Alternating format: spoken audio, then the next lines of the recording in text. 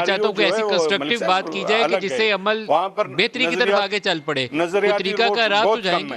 कोई parliamentary committee बना ली जाए रिफॉर्म के लिए, इकट्ठे बैठ जाएं जमातें और रिफॉर्म कर लें। यही कहूंगा फिरदौस बीबी, मैं मलिक साहब ऑलरेडी बनी है, काम कर रही है, उसकी रिकमेंडेशंस आई हैं, उन रिकमेंडेशंस को पार्लियामेंट में एंडोर्स किया जाए, रूल्स बने और उसके बाद एक लेटेस्ट कोई भी टेक्नोलॉजी बेस्ड मॉड्यूल जो है उसको ऑप्ट किया जाए और फिर उसको रेप्लिकेट किया जाए।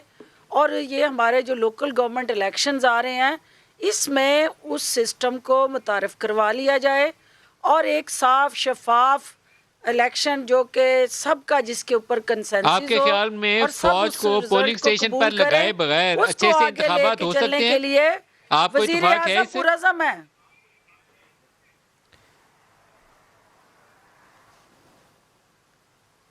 फिरदौस बीबी, पोलिंग स्टेशन पे फौज की तैनाती के बगैर साफ शफाफ इंतखाबात, यही नारा था ना नवाज शरीफ का। क्या आप समझते हैं ये मुनासिब तरीकाकार है, आगे बढ़ा जा सकता है?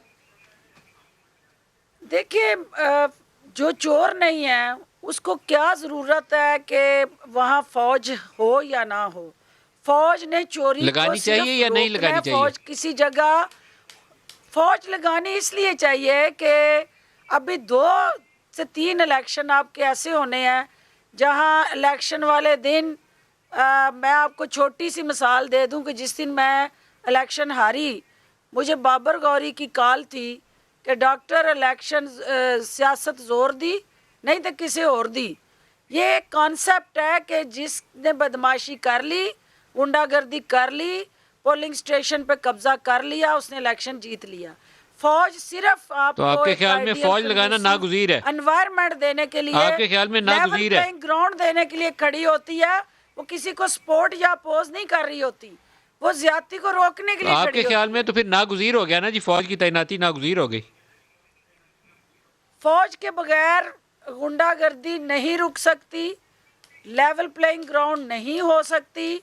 उसके लिए आपको जो पॉलिटिकल कॉन्सेप्ट है, जो सियासी जमातें हैं, उन्हें अपनी अपनी सोच को बदलना है और जो वोट को इज्जत देने निकले हैं उन्होंने ये एहसास करना है कि वोट की पर्ची को जब आप नहीं खरीदेंगे, मेरे पास टाइम खत्म हो गया। फिर